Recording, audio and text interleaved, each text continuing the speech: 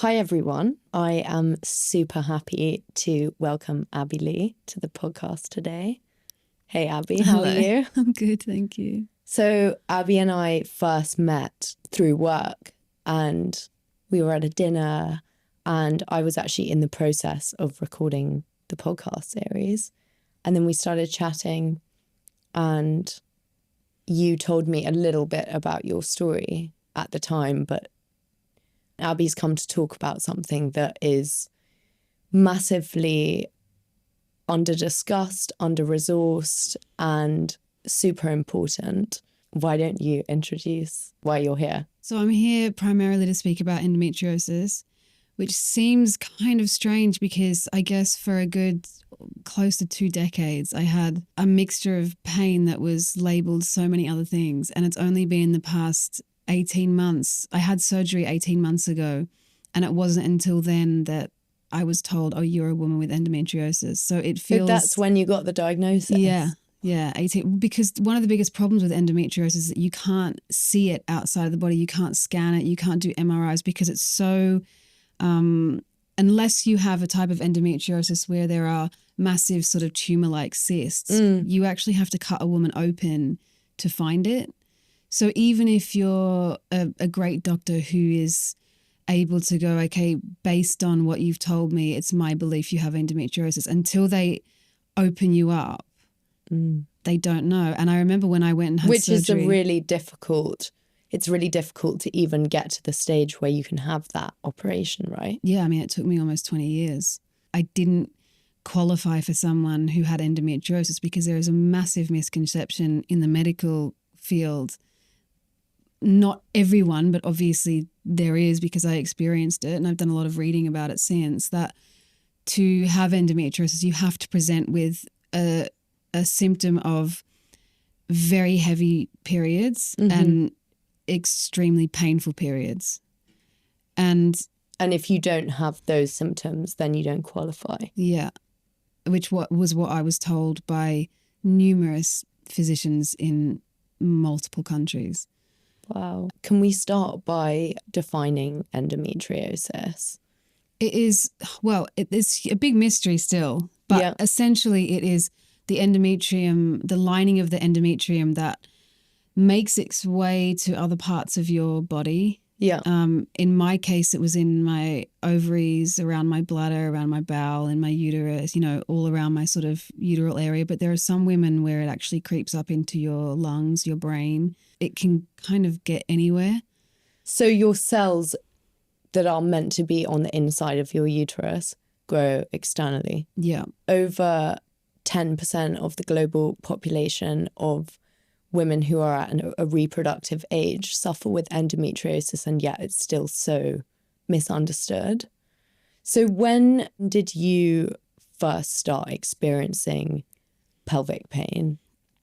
My pelvic pain came a little bit later in life, but my stomach pain started when I was very young. I had stomach pain kind of as early as I can sort of remember, even being a young child. It got really bad when I was about 11 or 12, which is when I got my period. Yeah. Which is interesting now thinking about that. And I've found through speaking to people and research that a lot of women actually it starts from their first period.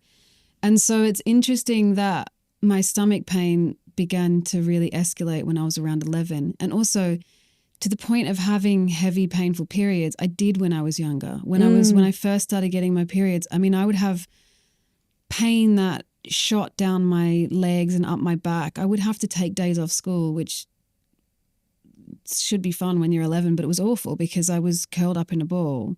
Also, when you're little, generally, you just want to be the same. Yeah. And I'm guessing when you were at that age, were there other people who were going through a similar thing? Did anyone know what was going on? Oh, absolutely not. No.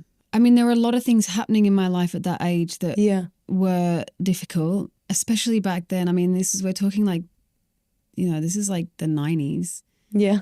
People weren't talking about women's periods, especially not I mean, my family certainly wasn't. It's not a judgment on them. It's just not something that was like openly spoken about. No. You didn't like discuss And your still periods. Yeah, still now. I also just thought that it was normal. And this is still what women think, that if you have these like excruciating periods, that you're just supposed to be in pain. Yeah, I suppose in a way women are predispositioned to pain. Yeah. In that our menstrual cycle is a painful phenomenon. Yeah. But because of that, maybe there's just like an assumption that, oh, well, maybe this is just what it's meant to be like. Yeah, of course. Also, how do you measure it? At what point do I say this pain is too much? When all I have to measure it against is my own pain. And I know that with my experience and having close to a lifetime of pain now, that my pain threshold is very high. Yeah. So it can be very difficult for me to understand what is supposed to be high and what's supposed to be normal. And do you know what I mean? It's like quite complicated. Because if I can't feel your pain, for example, you know? Yeah. Because if you were to be in someone else's body for a day, if they were to be in your body for a day on your worst day, maybe they would not be able to deal with that at all. But you've presumably come to a place where it's your normality. Yeah. Obviously, you've had an incredibly successful career as a model and actress. Yeah. And Abbey wrote a beautiful piece in Vogue about endometriosis, which was super brave because it's really difficult to discuss these kinds of things that open you up and expose you in a way.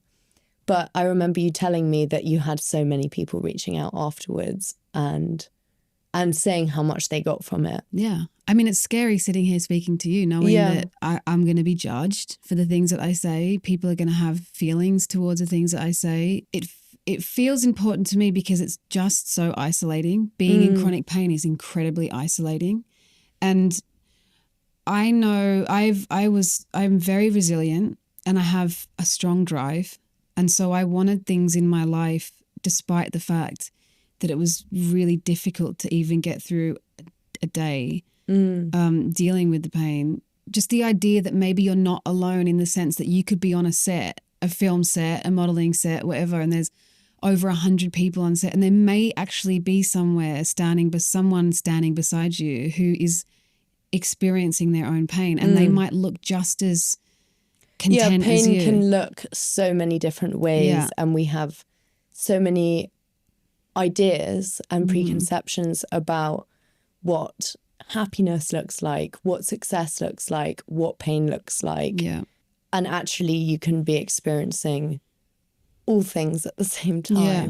I mean, I used to wish that I looked like someone who was broken so that I could be seen, be cared for, be understood, so that I didn't have to expend so much energy covering it up. In the work that you have done for so many years now, in many ways, your body has taken you so far and has been the thing that you've taken with you on to incredible places. And that juxtaposed with how it actually feels to be in your body is presumably really confusing. How did you navigate that incessant chronic pain whilst also really needing to be a certain way? Well, I think it's something that I'm still navigating. I think the relationship with your body as a woman is already complicated and something that all women sort of have to navigate from a pretty young age, I think, because being a female body in the world just is difficult a lot of the time, regardless of how it looks. It's just hard to be a woman in the world. How did you experience it growing up? What was the pain like when you were younger and forming your view of yourself and the world within the context of that pain? Well, like I said earlier, it started in the stomach, and it was very much like strong pain in my stomach, nausea. I would find myself having like chronic fatigue almost because my stomach was in pain. Eating food was painful. I would oscillate between constipation and diarrhea and like constantly have issues with my stomach, and it was chronic. It was like I never got a break from it. And then I started to develop, when I was later in my teen years, I started to develop chronic pelvic pain. And that came on, it was very gradual. It started when I was around 17, when I started becoming sexually active. A little earlier than that, maybe, as around that time. It started out as an occasional pain that was in my bladder, in my pelvis, on the inside of my vagina, and got more chronic as I got older. And then around when I got really desperate and, to be quite frank, like mentally really unstable, 27, 28, when things just, I couldn't calm anything down. It used to sort of be that if I avoided alcohol or coffee or certain sex, foods, or like, you know, that if I avoided certain things, if I wasn't too stressed, if I could try and calm myself, you know, that I could sort of manage it, stave it off. And then it got to a point where there was nothing I seemed to do would make it better. consistently Just at a high level of unmanageable pain. Yeah. And presumably also how could you possibly have maintained the demands of, I mean, obviously we're both super fortunate with what we do for work. Yeah. But there are demands involved, like you travel a lot. It's you know, there are a lot of things involved, but the necessity is how you look. Yeah. And how you feel and what's going on can become so hard to hide. Yeah, I mean, I was making some pretty bad choices. I was trying to maintain a certain physique while also dealing with a lot of pain. I'm not really sure it's possible to not be affected emotionally and mentally when you're physically in that much agony all the time. I think it just will affect the way that you feel about yourself and the world and how you interact with people and how you cope. Absolutely, because the two things that are most intolerable for all human beings is consistent pain and consistent anxiety. Yeah. And when one is living life that way, it's very, very difficult to be present. Well, I felt always that there was like a film between me and my experiences in the world and other people that I loved, things that I wanted in my life. It was like I had to, everything with a fog, you know, that I couldn't fully experience joy and love and success and all these lovely things in my life because you had to do it through a filter of pain. So it always meant that there was some separation between you and something lovely in your life. And that was something that I found really sad. And that is something that now, as a person who is coming out of the other end and still dealing with a level of pain, but it's nothing like it was even 5 years ago. You know, like I've really come to a place now where I can fully immerse myself in my life and enjoy it. That's amazing. Yeah, it's amazing. And that's like, I think that's the thing that I would encourage people to keep trying to get to, a place where you find the thing that helps you, even though it is incredibly exhausting. I mean, I got to a point where I was constantly on a different diet, taking different medication, doing a procedure, seeing some specialist, flying to countries to see specialists, being told that I had everything from IBS to interstitial cystitis to vulvodynia to like just being constantly fed so many different ideas. Yeah, and putting my faith and my trust. And anyone who knows understands you spend so much time explaining yourself to people and it becomes so frustrating, and you're sitting in doctors' offices all the time and you're allowing people to sort of impose their ideas on your experience. And did you ever try and just disconnect from it and get into a state of denial where it was like, okay, this is actually not something I have, and I'm going to pretend otherwise? It was a cyclical thing for me. It was for a good 20 years, I was on this constant cycle of get really desperate, try everything, spend all my money, go to try and find someone, be really strict, don't eat anything for a certain amount, you know, fast, take medications. I would get so give up everything else except work to like do this thing. And then come out the other end and feel exhausted and upset because it hasn't done anything. Yeah. And then the rage and the disappointment would mean that I'd just be like, I'm going to fuck it all. And then I would just be like, well, this is how I am. This is how it's going to be. This is what my life looks like. And what's the point in caring? And then I would smoke and drink and eat everything. I would just actually like almost in a way try to sabotage it even further. Yeah, because I was like, well, what's the point? Because whether I'm eating a kale salad or, you know, a liter of wine, like it doesn't, at some point it got to a point where I was like, nothing is helping, you know? Yeah. And I was just so, you become defeated. You're kind of like, well, this is how it's going to be. I got really angry a lot of the time. And then I would realize that actually I was in more pain when that was happening for a certain amount of time. And so I would be like, okay, no, I've got to get myself better. I've got to get back on track and get better, and I'll try a new thing. And like, it was this constant thing. And then the relationship with your body becomes even more fraught. Then I would start to feel really bad and guilty and like, oh shit, what have I done? I've made it worse. I've just undone everything, all these good things I did. I just undone that diet I did. All those pills I took mean nothing now because I've just gone and ruined it with giving up. And so then I would hate myself for it and I would blame myself for it, and that would make me sad. So you'd go anger, sad. Like it was just this constant cycle of like fighting myself. Arguably are probably one of, if not the most successful known supermodels out of Australia and in the world.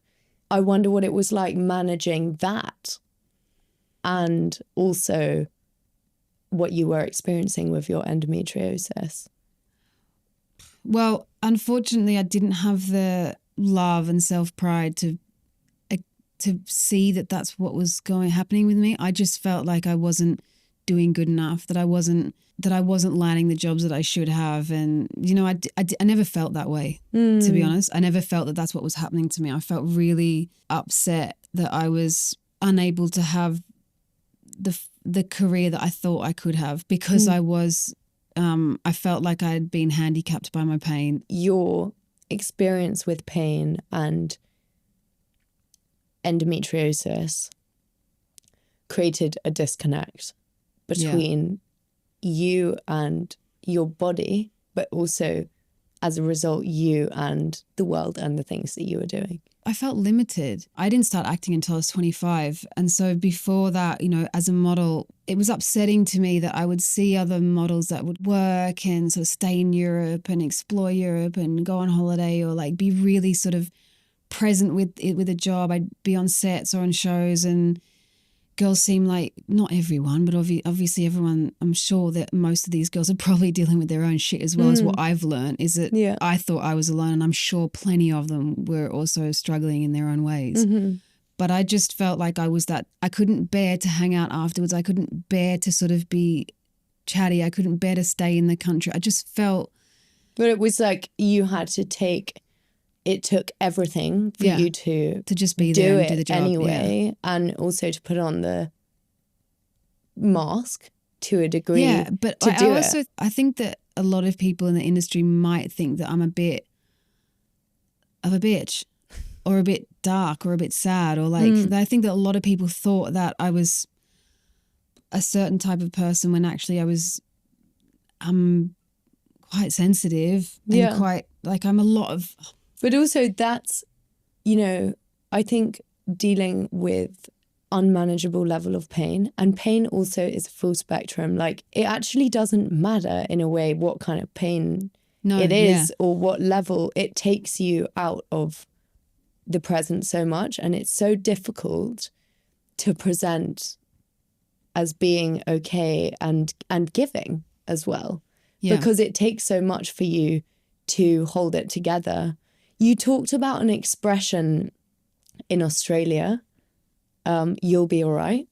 Oh, she'll be right. Yeah, she'll be right. She'll be right, yeah. Do you feel like you believed that you needed to be okay? There's a culture in Australia of like toughness. You're very commended on your level of toughness. It's like a very Australian thing. It's very deep in the culture there. And it was in my family, which is very, you know, normal for an Australian family. I felt that one of my greatest achievements was that I was someone who was tough, who could have a life regardless of the fact that I was in such extraordinary pain. And like, and being tough means like you don't ask for help. You don't talk about it. You don't bitch about it. You don't complain about it. You don't, if you're on set and you're in a lot of pain and all you need is a hot water bottle, but you're too tough to ask and you don't want to bother anyone and you don't want to look weak and you don't want to be bothered, it actually makes it more difficult because really you might be able to find someone who might be able to help you and it's a very simple fix. And it might just offer you just the tiniest bit of relief that means that you can smile. When you hold it in and when you don't share it and when you don't reach out and ask for help, it comes out in other ways. The only way that you really truly learn in life, from my experience, is not from people telling me, oh, you should, you shouldn't, is from experience. Yeah. And it's unfortunate that some of those experiences are really painful and in some cases traumatizing. Yeah. But where do you think that sense of confidence and self-love in a way came from? Because from what you've told me, your experience with your body and your pain was only getting worse. Do you know what? A big part of it was realizing that me being angry about the pain and me blaming myself for it and me thinking that I deserved it and me going on this trip of like thinking about how much it hurt, and because you get so stuck in your head when you're in physical pain, it really took a good therapist and it took listening to people like Ram Dass and Alan Watts and like really going deep into just listening to people talk about the essence of life. But you said to me something so inspiring that actually really resonated with me, which was that in your darkest days, where you're struggling the most and you're the most isolated, where you've actually found something else. Yeah, where I felt close to God. Strength. Yeah, because it strips away. Something happens when you're sort of on the floor and hallucinating in pain, where in a sense, sometimes it does this thing where it feels like it quietens everything down, where suddenly all of your ambitions and your hopes and your dreams and your desires and stuff, everything sort of like melts away.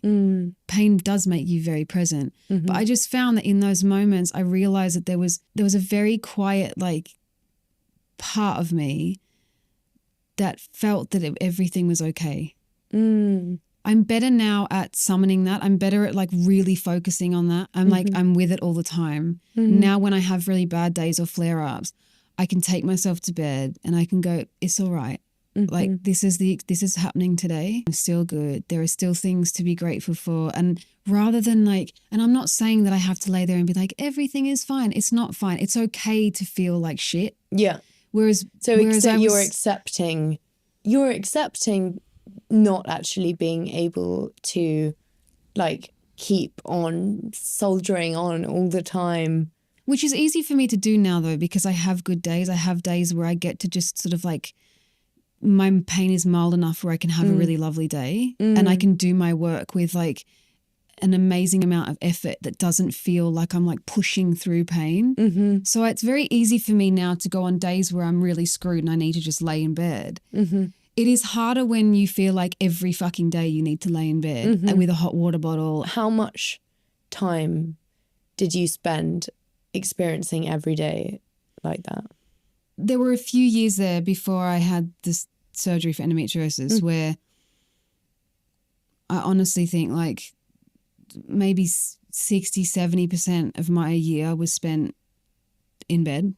Wow. So I was either working or I was in bed or I was like managing maybe to see someone for dinner or whatever, but it got pretty bad. I remember the morning before the surgery, I was almost crawling into the hospital. It had just become, it was like radiating all through my lower body. Did you ever wonder like, what is going on with me? Am I depressed or? I knew that I was depressed. I knew that I was depressed and that I was in pain. And the other thing that we haven't really spoken about that is interesting to me and sort of ties into this topic is getting to a point where you're convinced that it's psychosomatic. Things like IBS and interstitial cystitis, these things that I was being told that I have, ultimately mean, I don't know what's wrong with you. You just have chronic pain. Yeah. There's no cure for them. There's no, they don't know why they come about. They don't really know the mechanics of it. Mm-hmm. There's no one's There like aren't seeing answers. anything. So it must be that I've emotionally brought on this pain, that I've given myself this pain because of decisions that I've made or things that I've experienced, Mm-hmm. which is interesting. And I think it's important to kind of understand the connection between the mind and the body, that Mm-hmm. it's all sort of, it's a unit. Everything's working together. And of course, emotional experiences cause physiological responses. Mm-hmm. But at the end of the day, there was something inside of me Yeah. that was creating, there were knots inside my body. There were reasons that I was in pain. I have had similar experiences because I've had my own things to contend with separate to my physical Yeah. pain. And some of it's been very sticky, and I've been fortunate enough to work through it with help. I mean, I was doing trauma therapy for a particular incident that I won't go into. It's not about me this time.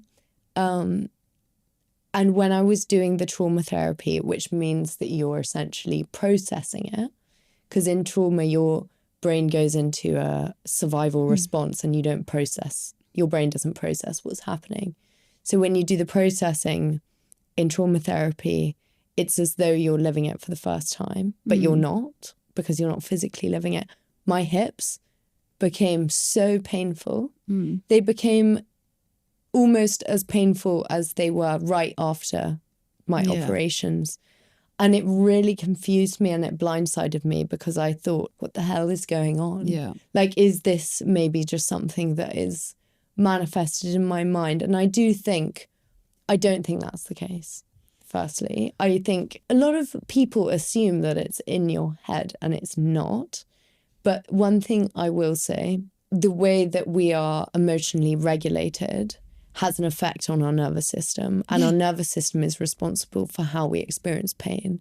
Yeah, and actually pain is, it is in your brain. It's also like stress, cortisone levels, all that. So that you going through trauma, it flares up parts that are already flared up, because there's like your cortisol's like high. And do you find that your flare-ups are ever affected by what's going on in your life externally and emotionally? Yeah, definitely. Or I mean, for me, I put a lot of pressure on myself with my work, and I find that before booking a role, like I have a period of a flare up where I've gone into this headspace of like, oh, fuck, I can't do this. I don't know how to do this. It's too hard, or I'm not good enough, or like, what if I'm shit?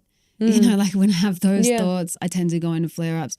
If I'm worried about things, I have a tendency to go into flare ups. If I'm really sad, I can go into flare ups. It also I've also found through tracking my cycle, because obviously women have these like hormonal roller coasters, which makes things even tougher, I think, when you're a woman dealing with pain, because then you have to deal with like spikes in like your estrogen or your progesterone, a certain, you know, when there are certain... Which has a profound impact. I mean, I can be like really unhinged sometimes when I'm, you know, PMSing. Oh yeah, like a week before my period, I should probably just... The world is ending. I should go and stay in a cabin in the woods, you know, and see nobody. My bless my partner, my poor partner has to deal with the wrath of my like PMS. Yeah. And so that also has a tendency to spike my flares. And I think anyone that has chronic pain is going to understand this. I feel like it's very common. I feel like it's very normal to have spikes in flares. And that's why it's really important. It became really important for me to try and regulate my emotional life. And I needed help. I needed to find someone that I could talk to. I needed to find things that I could do for myself, that it wasn't just all ideas. I needed someone to give me tools, and those tools became really important in like regulating my stress levels. Meditating, when you're in your most extreme level of pain and someone's like, what you need to do is meditate. Yeah, it's so You want to annoying. punch them. It's so annoying. But it actually does help, because I had a therapist help me with this once, where I said, you know, it was really annoying when people say like go into the pain and, you know, try and find moments of calm, you know, try and like calm the pain down, and does it feel any better now? I'm like, it's so annoying as a person who's got chronic pain to be like, has that helped? You know, meditating for 5 minutes, has that helped? I'm like, no, it hasn't fucking helped. I'm still in pain. But what I did find that over time, and having patience with it and really sticking to it, and then going into the pain, my therapist suggested that I find spaces. Does it feel better now? Can I find spaces between the intensity of the pain? So now if I like quiet myself down enough, if I breathe, you know, breathing really helps slow you down, because you can get into this headspace, oh no, it's happening again, I don't want to go into a flare up, and because now I go into these panics of like, it's going to stay like this forever, you know, like, oh, now I'm back to where I was 5 years ago. I can go into these panics. And if I slow myself down and I breathe enough and I do focus on the pain, and you start to like, even if you trip out for like 3 seconds when you're meditating, whatever, you realize that in those 3 seconds, actually, You got the pain quietened down. With meditation, what I found is that it connects me to something else that's not my head. Yeah. Which, like, to be honest, when I'm in a bad moment, is not the best place to be. It connects me to something else. And it also, over time, with practice, has allowed me even little moments, but actually I've had bigger moments where I've felt so connected to my body, and almost this sense of like weightlessness. I lie down and meditate, and sometimes that will be listening to something. Sometimes I will focus my eyes here and just try and think of nothing, and when a thought comes past, I will observe the thought. But it's offered an alleviation for a moment, and that gives you hope. Yeah, it does, because you realize that you're not actually just the pain. I will say too, what I found really helpful, and I think that anyone who's like doesn't have an experience meditating, or maybe is like, well, that's a crock of shit, or like, how do you not think about anything? And which I've had all those thoughts before. There's nothing wrong with just looking, like Googling on YouTube, guided meditation, color meditation, water meditation, something. Like, I used to really like color ones, because I would find these random color meditations on YouTube that would just get you to focus on a color and imagining the color bleeding through your body and in your veins and in your system. And I, as a visual person, I found it a lot easier to follow a vision rather than just try and sit there and think about nothing. I found it really hard to sort of just quiet my mind. So I did, and still do often, will just try and find on YouTube guided meditations. People think a lot of the time, I think there's a misconception that to meditate you have to like be totally still. Be like a guru. Yeah, you don't. You just have to like give yourself a minute and like just feel into yourself. And feeling into yourself doesn't mean you have to do it alone. You can do it with the voice of someone on YouTube, and find like, just find a meditation, like pain management meditation. You know, I found this really great app called Curable that I used for a little bit. I would find apps that were like pain management apps, and I would just try them for a little while. And like, did they like fully cure me? No. But like, did they help me quieten things down? Did they give me some sort of support for even if it was just a moment? Yeah, it helps. But what's really amazing is having heard you talk about how much you hated yourself and your body at times. Yeah. And how evident it is your unity that you have with yourself in how it is that you respond to your pain today. Do you ever speak to people about it? Is that part of what helps you? For me, it definitely is, because it takes me out of the shame. Yeah, I am really grateful for an extraordinary partner that I have. I have someone very special in my life. He has an amazing amount of patience, and I can speak to him about any of this stuff. And he's got a lot of wisdom. He's someone who has, he's got a very interesting take on the world and of being a person in the world. And he's got a lot of love and patience and care for me. And he's been through a lot. Like, being with someone with chronic pain is really hard. And if anyone out there is like chosen to be with someone with chronic pain, because I do think it's a choice, it's not for everyone. It's very difficult. It puts a lot of strain on a relationship. It puts a lot of strain on the caretaker's life. It's not easy to live with someone with chronic pain. It affects your partner as well. I think one of the best things that someone who's taking care of someone with pain can do is like, knowledge is a really big one. To like not just listen to the person who's in pain, but actually do some research, like figure out, like do some reading about what they might be experiencing, because knowledge makes that person feel seen and feel heard and like really cared for. And just paying attention to how that person takes care of themselves. When they're like having a flare up, what do they choose for themselves? Do they need a clean house, a hot water bottle, a cold shower, a hot bath, quiet music? Like, what do they do for themselves? And trying to like offer that to them before they get to it themselves. When you can see that your partner's about to go into a flare up or is in a flare up, the best way to support them, I think, is to do what they do for themselves, but do it for them. How did you get to a stage of letting someone into your inner world and what it's like for you? Because that's scary.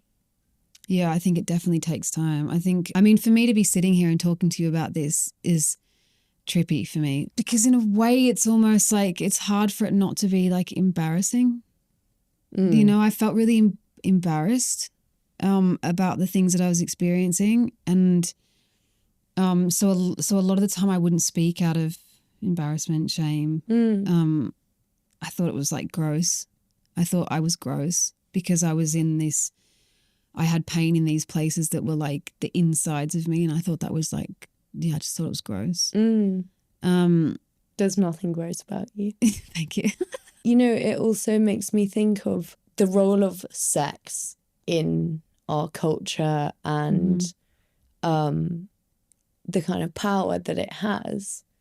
Sex is quite interlinked with the experience of endometriosis and also being a woman and the way that people see you versus how you see yourself is a really interesting one to navigate.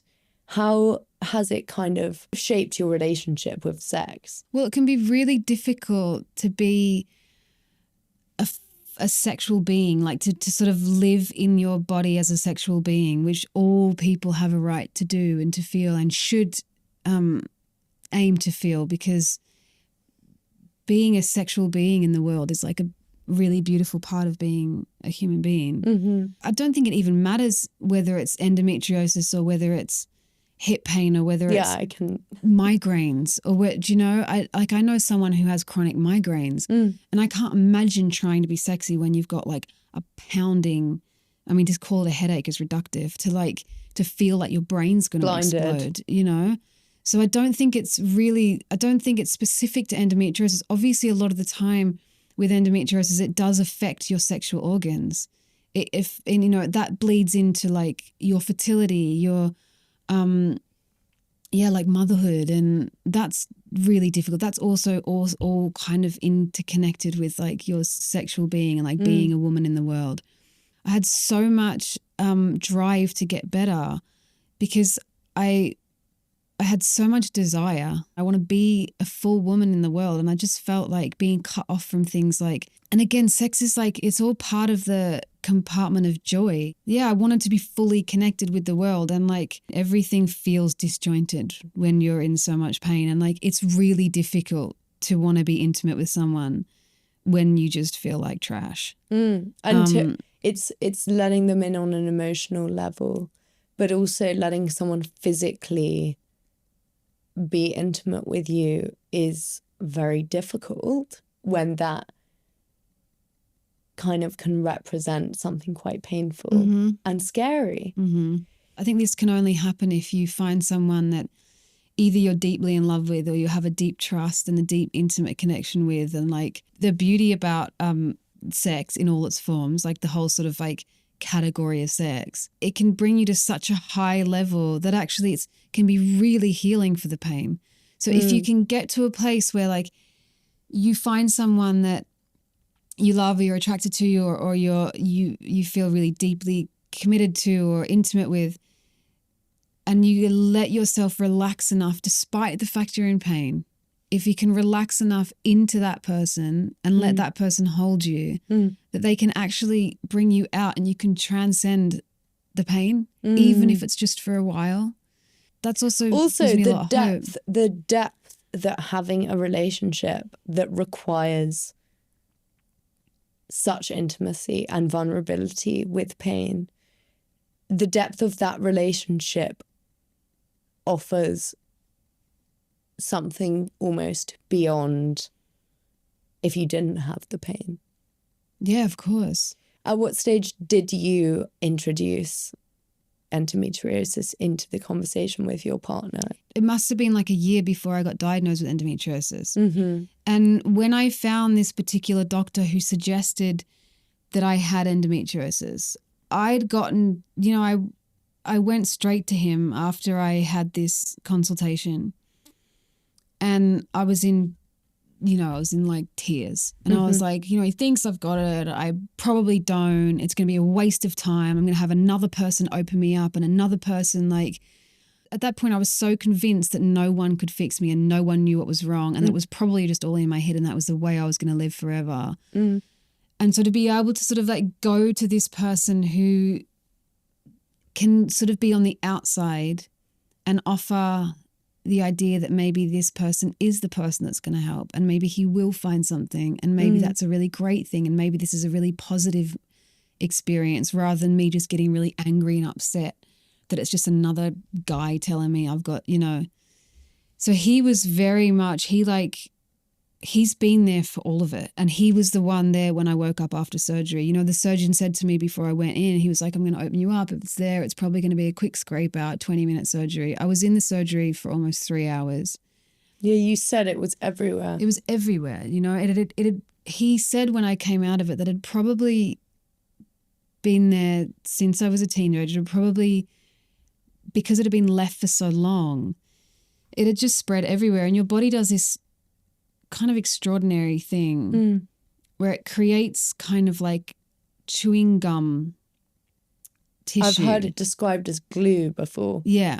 Your body tries to protect itself by creating all of this like sticky flesh or whatever. Yeah. What was interesting was that my fallopian tubes, because of all of this gelatinous mess, my fallopian tubes, they're supposed to be sort of free hanging.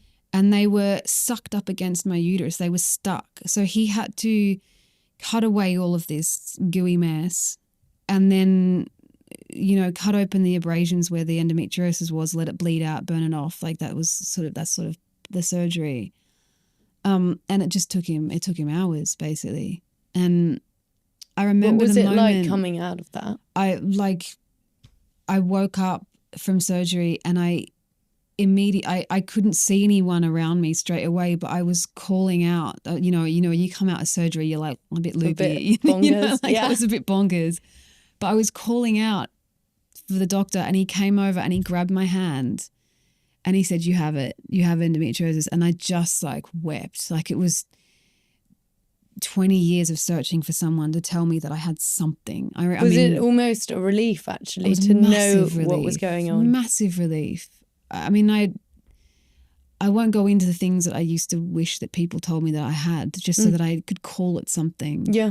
That they could see it and they could say it and that's exactly what it was, rather than like some ephemeral sort of issue that you have. I imagine that you could feel very out of control having such a kind of endless waves of pain that kind of floor you, and then you get back up and it floors you again throughout your entire life. You know, and so to know what it's called must give you a sense of control actually over it, because you know what it is. I felt like a freak. I felt like I was just broken, you know, like I was just someone who had like a broken body, or someone who wasn't functioning right. Or now that it has a name, and now I get to include myself with a group of women, with a group of people who like also have it. And the amazing thing about being able to be a part of that group is that we're constantly sharing. Like every time I meet someone who's had endometriosis and I talk about it, we share, like not only share stories, but help each other with like, oh, how have you managed this or that? Or like, what did you find that helped? And there are so many different ways that you can help yourself. Did you find an online community, or are these people who you come across in life? They're people who I come across. I'm not really like that savvy online. And I also, the thing that I have a hard time with online is that you can get into a bit of a wormhole of, it can get quite negative. So I found that I would try and avoid that. I had moments, like dark moments, where I'm like, I just wanted to sort of reach out to unknown people and see if anyone was having my experience, but I just found it got quite depressing quite often, and I didn't find it personally helpful. I know that a lot of people do, and that's great. But I've also had a lot of, I mean, online, I have had a lot of people reach out to me online after I did that Vogue story. That was the first time I spoke about endometriosis. And it took me a good year to speak about it, because I just wanted to get better in my life, to better, and then never have to deal with it, which meant like not talking to anyone about it. Like that was just a thing that I went through, and now I was going to have a new life. But actually, like it's still been a process of healing. And what were the results of the surgery? It went well. I mean, he was a great surgeon. I found a great surgeon, a guy called Peter Barton Smith, who was here in London, and he's fantastic. And it reduced my pain a lot. You know, I got like a lot of relief. Yeah, I'm not 100% pain free, and I still have like flare ups. But, and you would know this too, and anyone with chronic pain knows this too, when you get any level of relief, you feel like a completely different person. Yeah. Like now the mild pain that I deal with, like it's like barely a thing, you know, because that's it's so just, incredible. You know, I'm so it just happy becomes to hear such that. it's like, it's amazing. I'm really grateful. Are there things where it limits your physical capabilities? Like, are there kind of exercises or things that you can't do, or things that you need to avoid to manage it? I struggle with like high impact activities. Like I would love to be able to run, but unfortunately the pounding and the bouncing and the pounding aspect of running, doesn't feel nice for my bladder, for my pelvis, for my stomach even. Like, so I struggle with like high impact stuff, but I've found that it's made me fall in love with Pilates, you know, like I've found other things to fall in love with. I used to love the feeling of like, I don't know, really sweating and pushing. I loved that when I was a kid. I loved running. I loved sport. You know, that's hard. That's kind of sucks. Yeah, it's something that you have to, I mean, obviously we're so lucky that we do for what we can do, but there is a grief involved in like the things that you have to let go of. Yeah. What are the things that make it better for you? Other than the things that you've said, but if you were to kind of like bullet point. Hot water bottles, warm baths, lavender oil in a bath, drinking lots of water. Like I drink liters and liters of water. I have to, just constantly flushing my system. Those are like the main things that help. I mean, for my stomach, it's kind of been a matter of finding the things that I can eat that cause the least amount of aggravation. And I think that's different for everyone. And endometriosis is connected to your stomach. So there's, I think, and also your bowels, right? This is another thing that is like wild to me, that for so many years I was seeing so many specialists who told me I didn't have endo, even though I'm pretty sure the percent is 98% of women who have endometriosis suffer from stomach pain. some sort Wow. of stomach pain. So it's very common. Mm-hmm. I mean, there are a lot of things that help for But in a some way, people. that's kind of nice that there's not hard and fast rules. There is an opportunity for you to experiment with yourself, even though it can get quite time consuming and costly. A lot of the procedures and stuff that I was doing, that I was trialing, that do work for some people that weren't working for me, are pretty costly. I mean, I was doing everything from bladder installations to pelvic Botox into my pelvic floor muscles, which is incredibly painful, like a very, very, very painful thing to do. If you can find the time and the patience with yourself to figure out foods that help and don't help, because food and like the stuff that we intake has a massive, it's hugely effective. It feeds your for entire body. Yeah, and that took me some time. It took me a lot of like trialing different ways of eating. There are a lot of things you can go and look out there, things like FODMAP diets and I don't know, everything from like grain free to vegan. I mean, I've tried all of them, and presumably you have to be careful around dieting because I mean, there have been moments, to be frank, there have been moments for me where actually food restriction has had an appeal because it sort of has calmed me down. And what I've found out since is that it's called autophagy, which is regulated restriction to reduce inflammation and pain. But that is not something that you can experiment with by yourself. You have to be with a professional. But it makes sense that being on a diet where you've kind of got rules that you can't have this and you can't have that give you almost a sense of control over the pain, probably. Yeah, I mean, you have to be very careful with that, obviously. I can't honestly say I've had like the best relationship with eating and with my body. And so it's taken me a long time to get to a place where I know how to safely take care of myself and stay on top of certain issues that I might have. So yeah, it becomes quite appealing to want to not eat. But ultimately in the long run, it's not helpful. You need to stay on top of your energy levels so that your body can heal. And that can become an issue in and of itself. That's a whole another other podcast. Episode. Yeah. You know, so I think if someone out there is like looking to experiment with the way that they eat to try and help their pain, I think having support is a great idea. And having someone, and I had lots of support. I had every time that I tried a new diet or a new way of a diet is the wrong, they are called diets, but it was a formula to eating to try and reduce the symptoms of my pain. That was what they were for. A lot of the time they were anti-inflammatory diets. And I would always have, it was either a naturopath or a doctor or a psychologist or someone that I found that I would talk to about it, who would guide me through each step as it sort of progressed. And I think that's really important because otherwise it's just too stressful to do it on your own. It's too stressful to try and figure out, like, am I doing it right? Did I just screw it up? Like, what are the rules? It's better to just get someone to tell you. It's another thing to think about. It's another thing. And you have to eat every day, so multiple times a day. Yeah, exactly. So how do you navigate physical sex? With my experiences, it becomes very important to find a sexual partner who is someone that you really trust and can talk to, and that they understand what might be possible and what might not be possible, and to make sure that you have an open dialogue with that person, because I think it's only going to be difficult, potentially traumatic, if you try and just throw yourself into sexual experiences when you're dealing with pain.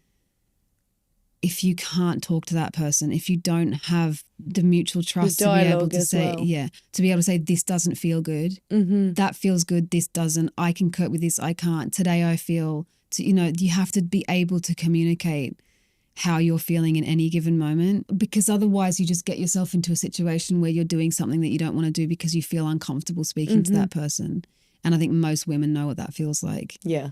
That can be really damaging to someone who's got physical pain in a very sensitive area. You have to be strict about that. Like as sad as it is, that if you're someone who wants to sort of have multiple sexual partners, which is totally fine and great. Just be wary of who you're choosing. Just be cautious of who you're choosing. Just be like, and mindful of your body. Just be mindful of your body and mindful of who you're sharing your body with, and maybe really listening to signals that your body doesn't want to do this right now. You know, I had periods in my life where it had to be off the table because there were other things that my body needed before that. And that's okay. And that's totally I think fine. being able to accept that is so important. It's hard to accept because you want to be this like sexual being in the world, and like to be able to feel myself as a woman. Like I felt like I wasn't a woman if I couldn't do certain things sexually because of pain. It was really frustrating. I can identify with that for sure.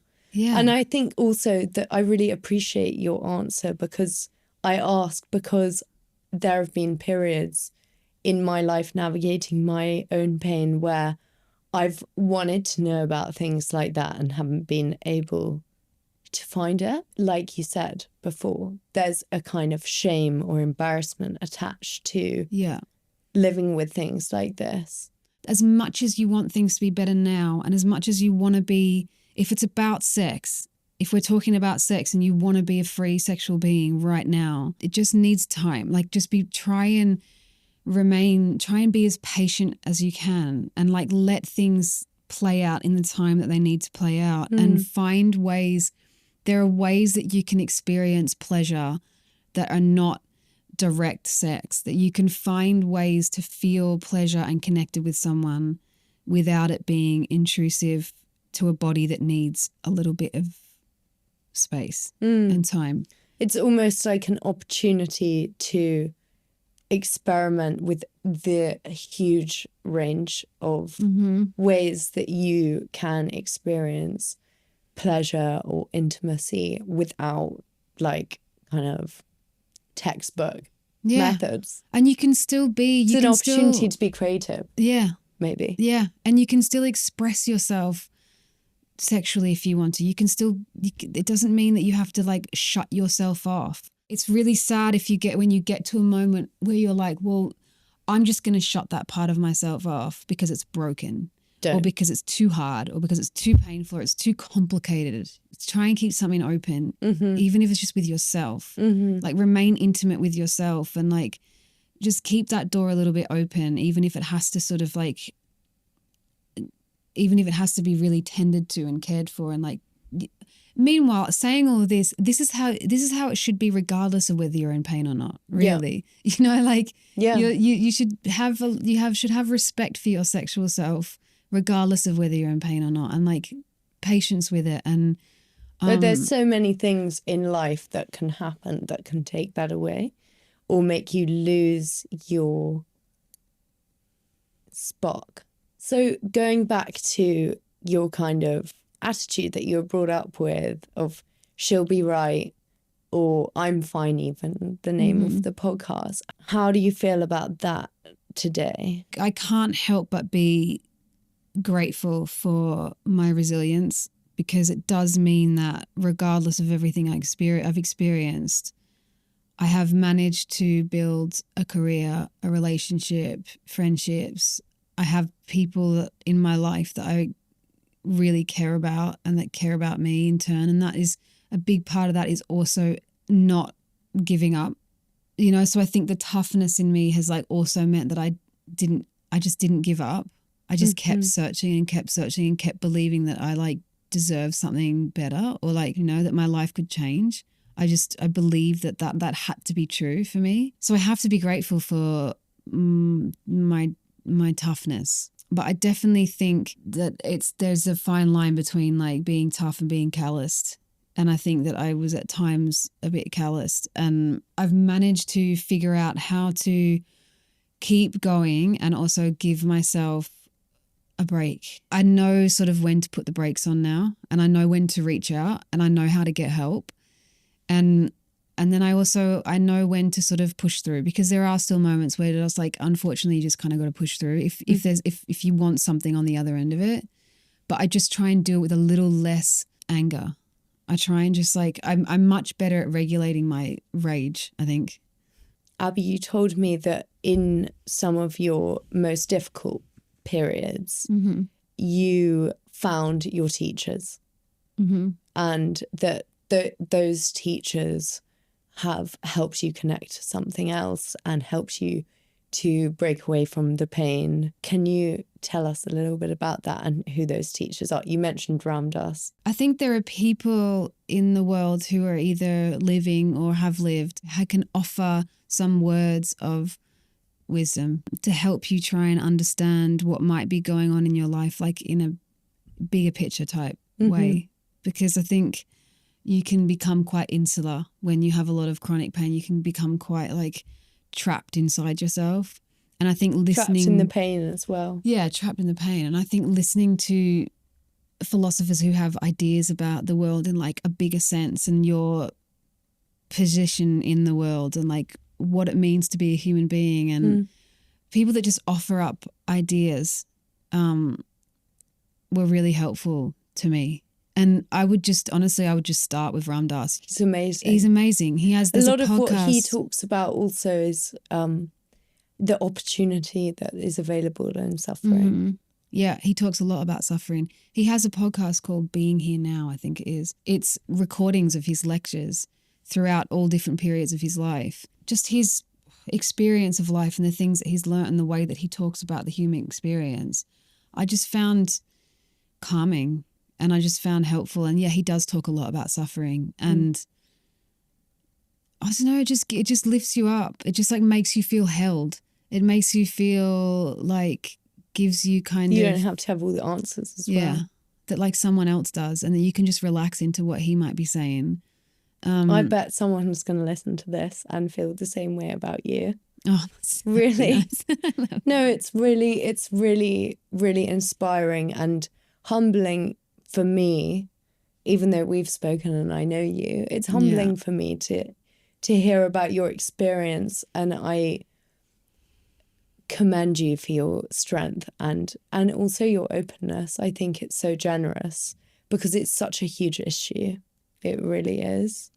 Yours is a story of strength and power that is available to you if you have the kind of resilience that you have. Well, I also found that when I found the surgeon, when I found the person who like was willing to look beyond just like was looking at me as like a being who had dealt with a lot in her life, I was with him for a long time and he looked at me as a full being. I felt like when I found him and when I had the surgery, I was like, oh, someone was waiting for me to find them. And it took me a lot of people to get to him. And even though a lot of those people like misdiagnosed me or mistreated me or whatever, I still learned something from all of those people that even if it wasn't like the answer. So I think too, like if people are listening to this and like are in that place of feeling discouraged, that if you keep searching, it is my belief that you will find someone or something or some tool or some technique or like hear something will help you in the end. Like you will find something, and it might just be a really long, arduous journey to get there.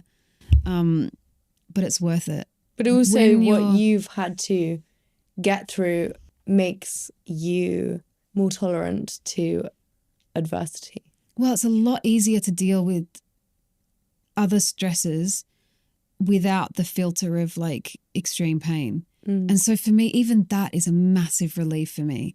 That I even, in a weird way, if I'm like having some massive argument or I'm like, I've lost something dear to me, or if something awful has happened, whether it's small, whether it's like, dramatic, whatever's going on, there's this part of me that's like, oh, thank God I'm not in a flare-up right now dealing with this. It's actually nice for me to be able to deal with like just everyday adversity without sort of feeling like I can't do it because I'm in pain. I love now that I can deal with the other shit that life throws at me. I understand what you're saying to be that the tough stuff that happens in life can be made easier by getting through pain. But also there is so much incredible beauty and joy out there that's available to you that is almost tenfold when you've not been able to have it because of pain taking you out. If you were to speak to someone who doesn't know what's going on and doesn't know how to approach what could be potentially endometriosis, or someone who's just been diagnosed, what would that be? Even in the moments where I've spoken about, where I was like, well, fuck it, I'm just like this. No one knows what's wrong with me. In all those moments, there was a part of me that knew that something was happening, something was going on that someone hadn't found yet. It was just like a gut feeling that something was wrong that could be found and named and how, if you have even the faintest sense that you know what's wrong, that you know that something is wrong, that you know there's someone that can help you, like really like sit in there, like trust that, because that is your essence, that is like holding the truth of what is going on. It is in there, like it doesn't mean that you know enough to be able to say what it is, but you know enough to be able to guide you to the person who can help or the technique that can help. So I would just, my main advice would be just like trust your instincts. Thank you. I'm so grateful to have had this conversation with you today. And I'm really struck down in awe and respect for everything that you've shared and the person that you are. Thank you. You too. Thanks, Jane. Thank you so much.